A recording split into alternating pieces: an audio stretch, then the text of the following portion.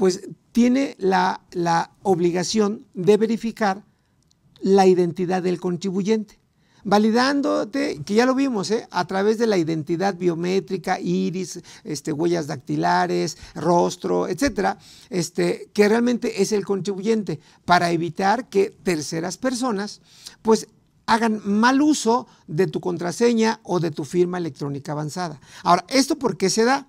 Porque seguramente el SAT ya se dio cuenta de que terceras personas ajenas al contribuyente están mal usando la contraseña, ¿de acuerdo? Entonces, de manera preventiva, ¿qué está haciendo la autoridad? Bloqueando esa contraseña. ¿Qué tendrías que hacer tu contribuyente? Pues ir a hacer la aclaración, aclarando lo que al SAT tenga en su base de datos y desde luego validando que tú eres el contribuyente y responsable de ese RFC, que eres que acreditas tu identidad para que te vuelvan a habilitar tu contraseña. Creo que por ahí viene. Pero bueno, sigue diciendo Alfredo Cabrera.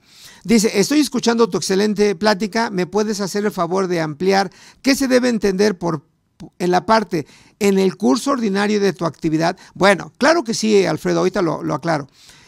Si yo soy el auditor externo, doy una asesoría relacionada con lo que voy encontrando, se me considera asesor fiscal.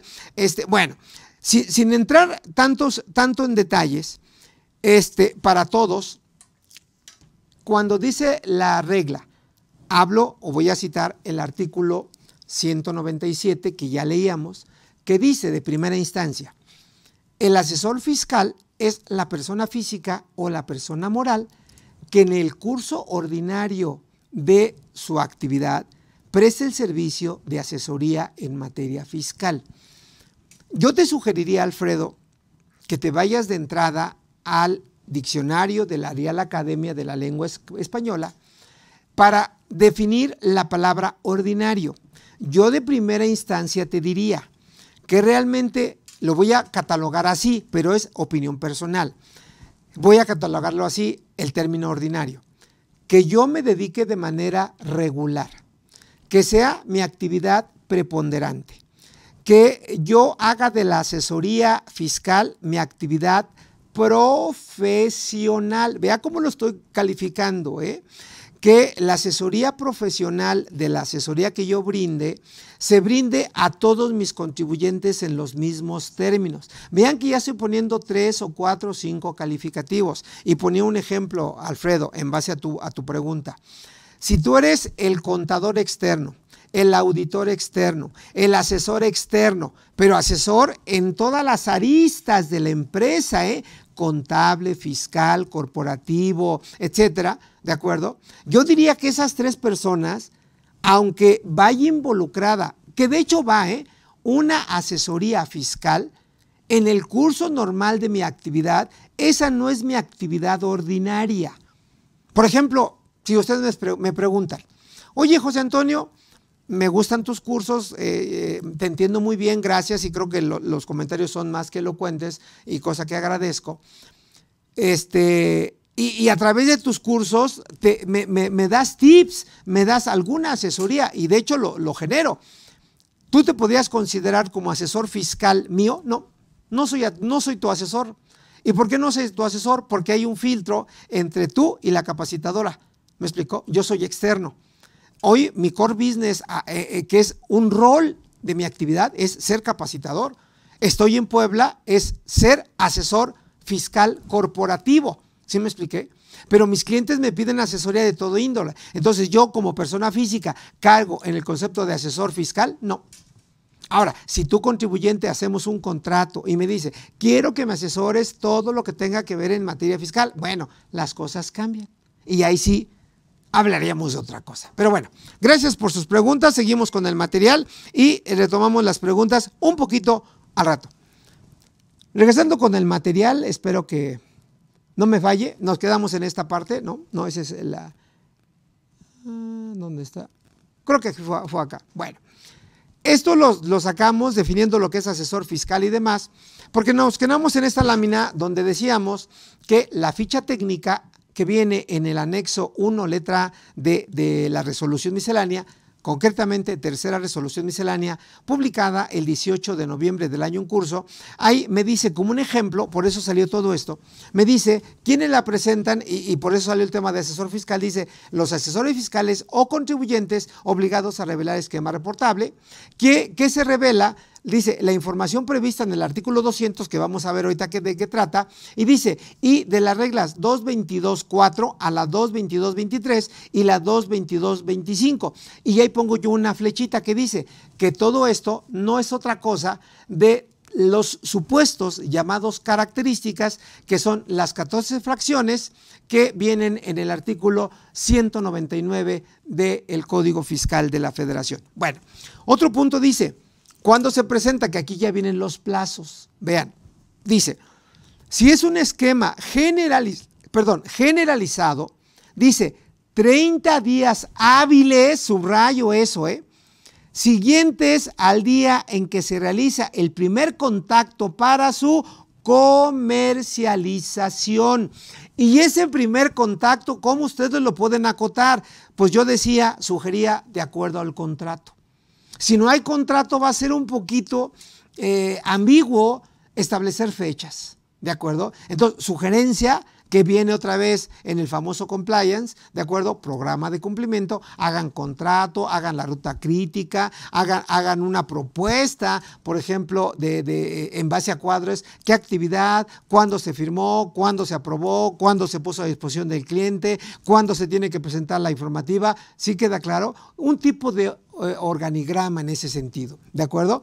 Bueno, dice, y si es un esquema personalizado, que ahorita vamos a definir uno y otro, dice 30 días hábiles al día en que el esquema esté disponible para el contribuyente para su implementación. ¿Qué quiere decir?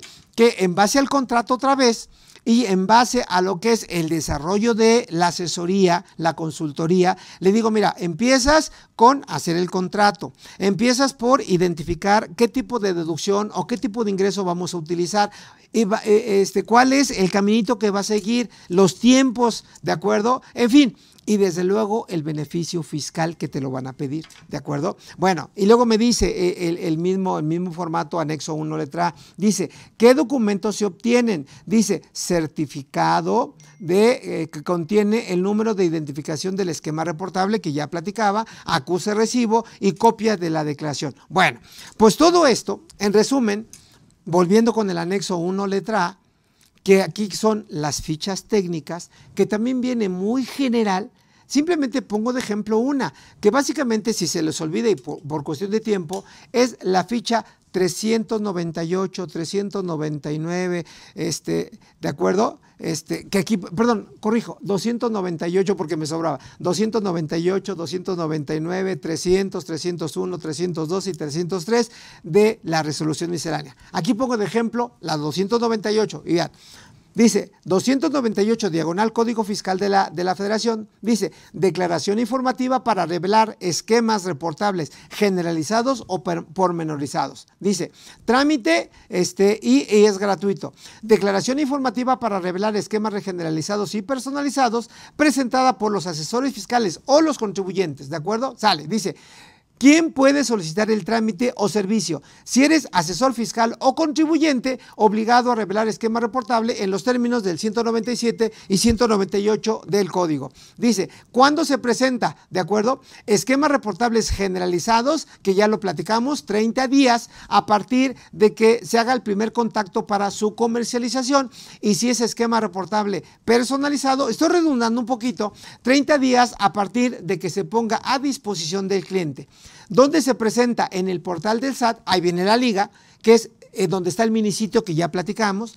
Dice, ¿qué tengo que hacer para realizar el trámite? Me dice, sigue el procedimiento que indica el minisitio de esquemas reportables que se encuentra en la liga señalada, ya está la liga ahí, dice, del apartado y dónde debe presentarlo de esa ficha de trámite. Y luego dice, ¿qué requisitos debo de cumplir? Bueno, requisitos donde habla, que por cierto yo no lo he encontrado, dice, el llenado de la declaración, dice, debe cumplir con lo establecido en la guía de llenado de la declaración informativa. Yo busqué en la resolución miscelánea, salvo que no la haya encontrado, busqué en el minisitio y no encontré esa guía de llenado. Entonces, ¿por qué menciono esto? Porque todavía falta información que publique la autoridad fiscal, ¿de acuerdo? Bueno, siguiendo con el material, ahorita regresamos con las preguntas, me dice que dentro del minisitio, como antecedente, y ya lo explicaba, todo esto viene en la cuestión de la OCDE, en el punto del BEPS, ¿de acuerdo? Que es la acción 12 específicamente. ¿Y qué se resalta de esa acción 12? ¿Y para qué se quiere todo este tipo de información? Y esto que está en su pantalla es desde luego a nivel mundial que hoy México está adoptando, ¿de acuerdo? Bueno, dice: exigir a los contribuyentes que revelen sus mecanismos de planificación fiscal agresiva, acción 12, informe final, año 2015. Bueno, algunas ideas generales. Dice: la falta de información exhaustiva y pertinente sobre estrategias de planeación fiscal agresiva que requieren todas las administraciones tributarias del mundo. ¿De acuerdo? Bueno, dice: esta declaración obligatoria, y así la llama, declaración obligatoria, hablo de las informativas que presentaremos en México, dice, es para responder con prontitud a eventuales riesgos fiscales, proporcionando un acceso rápido y tempestivo a este tipo de información. Ahora, ¿para qué se persigue la declaración informativa? Dice: declaración informativa obligatoria puede obtener información pertinente y temprana. ¿Quién va a tener la información pertinente y temprana? Las autoridades tributarias de todo el mundo, en particular México, Servicio de Administración Tributaria. Dice: sobre eventuales estrategias de planificación fiscal agresiva o abusiva y los sujetos que articulan. ¿Y quiénes son los sujetos? El asesor y el contribuyente.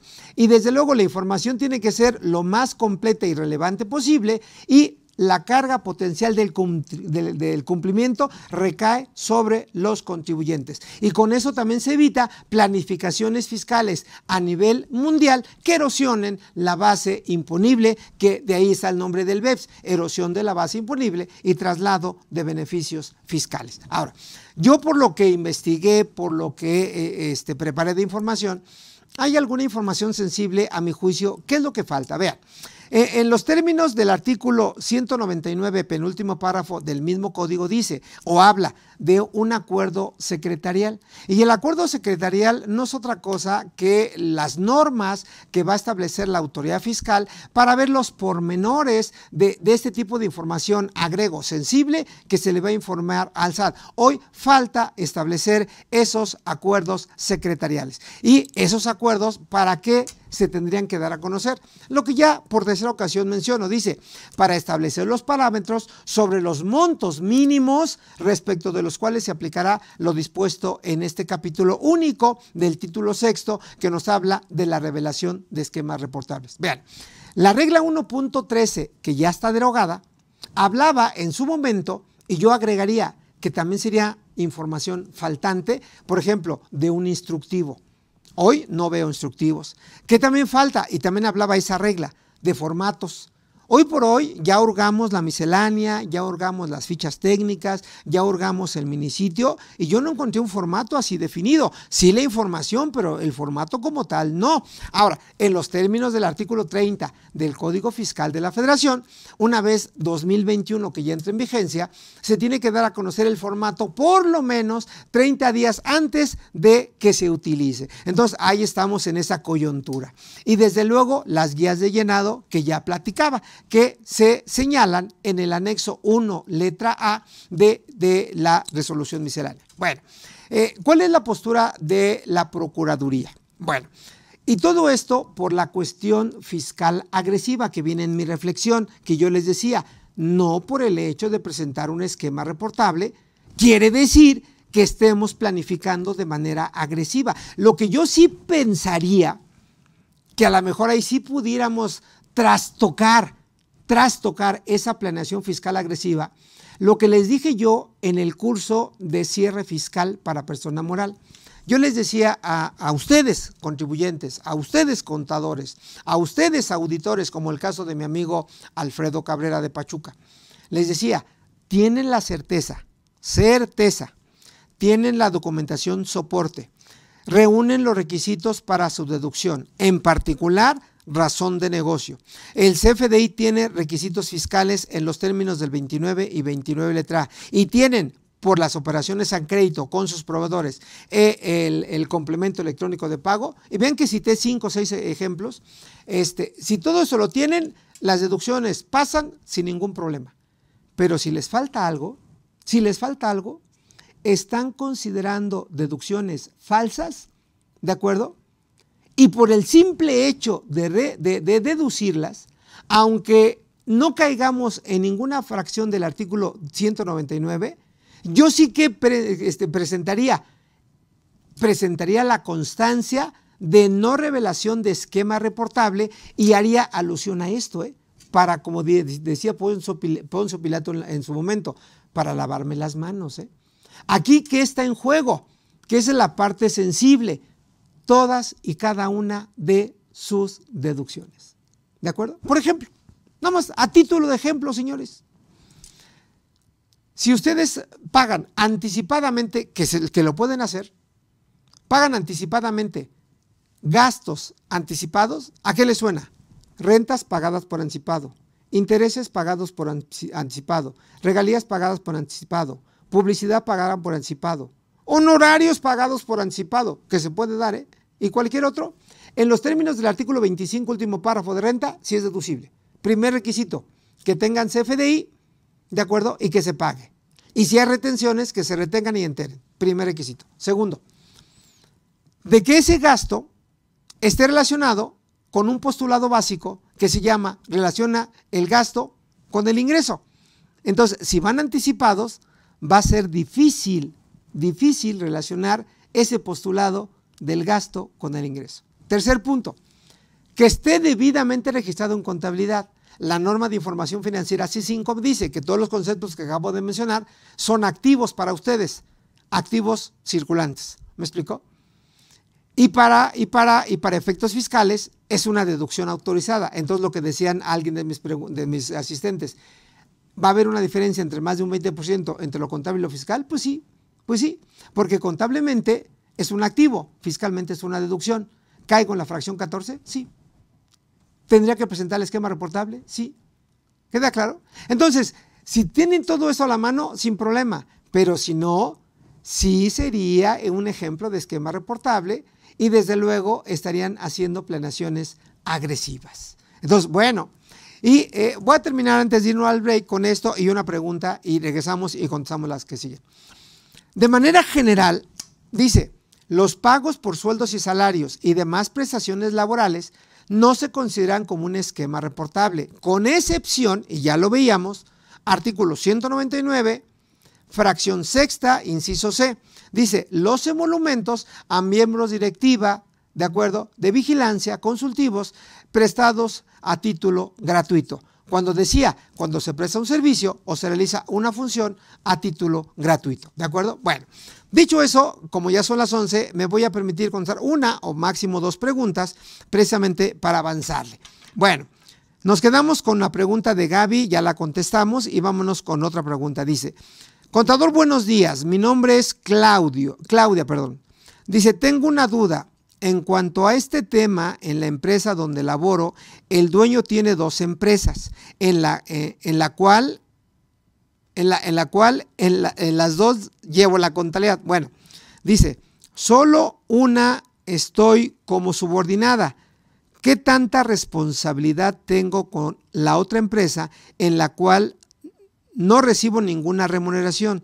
Le agradezco su respuesta y lo felicito por su gran exposición. Bueno, mi estimada Claudia, aunque tú propongas el esquema reportable, la asesoría, la no acumulación, la deducción, la exención, que son ejemplos de beneficios fiscales, el hecho de tener un contrato por prestación de servicios de carácter subordinado, no tienes ninguna responsabilidad, porque el responsable directo es el contribuyente. Sin embargo, en la otra empresa, ¿de acuerdo?, que no recibes remuneración, que me llama la atención esto, que no reciben remuneración, pero si prestas un servicio de asesoría, de consultoría y más en materia fiscal, pese a que no recibas remuneración, y si caes en un ejemplo de esquema reportable o tengas un beneficio fiscal en esa empresa, yo creo que por ahí sí pudieras tener una responsabilidad solidaria. Así es que ten mucho cuidado con esto. Sin embargo, vean lo que voy a decir,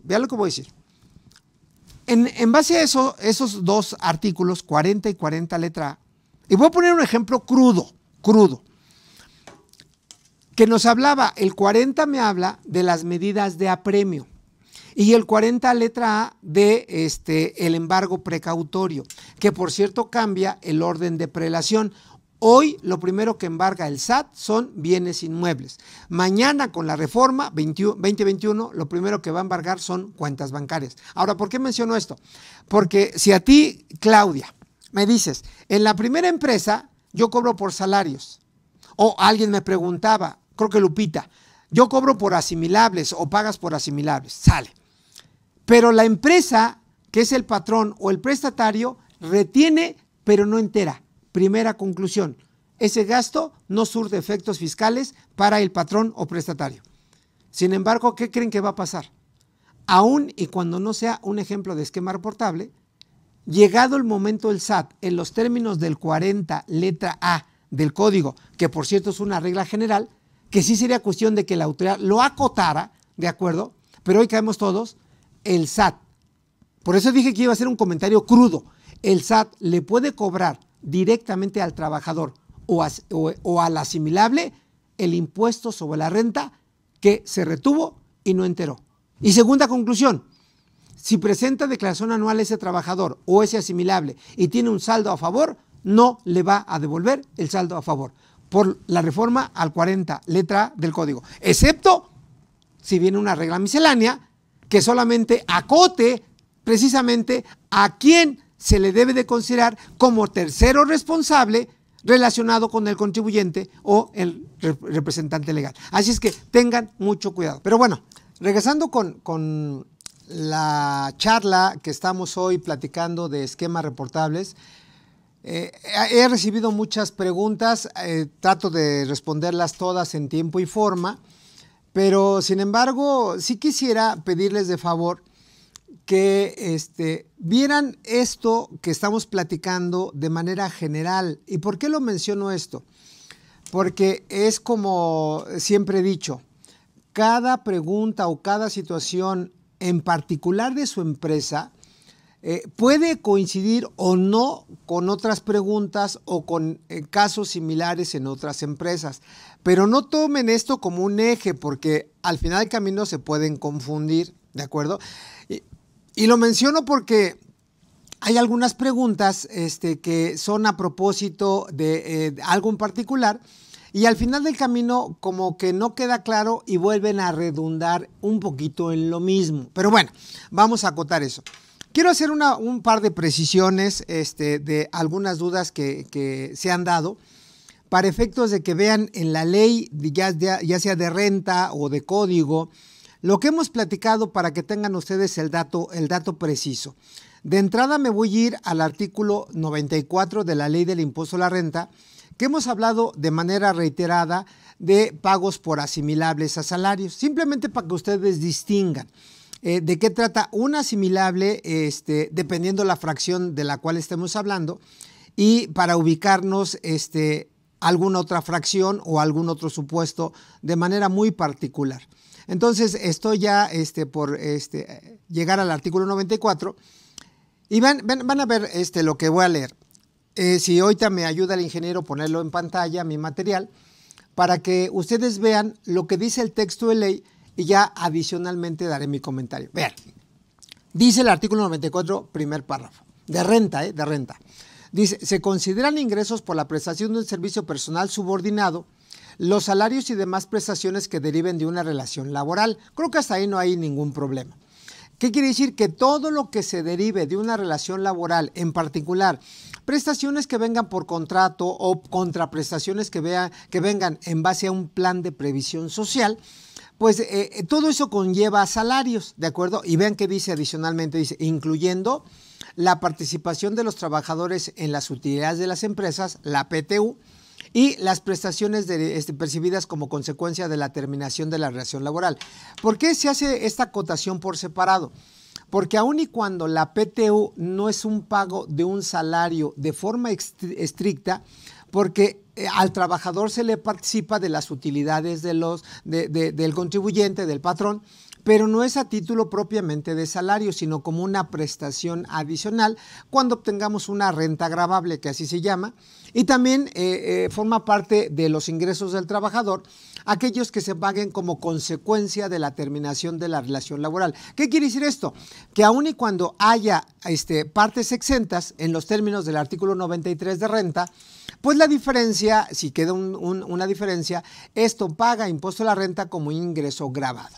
Sin embargo, sigue diciendo la ley, me dice, para efectos de este impuesto, se asimilan a estos ingresos los siguientes, y es donde vienen ya las fracciones que acabo de mencionar, y he hecho mucho énfasis en la fracción segunda. Si ustedes recuerdan, pregunta en particular de Eduardo Núñez Bautista, que le mando un saludo, y dice la fracción segunda: se consideran asimilables a salarios los rendimientos y anticipos que obtengan los miembros de sociedades cooperativas de producción, así como los anticipos que reciban los miembros de sociedades y asociaciones civiles.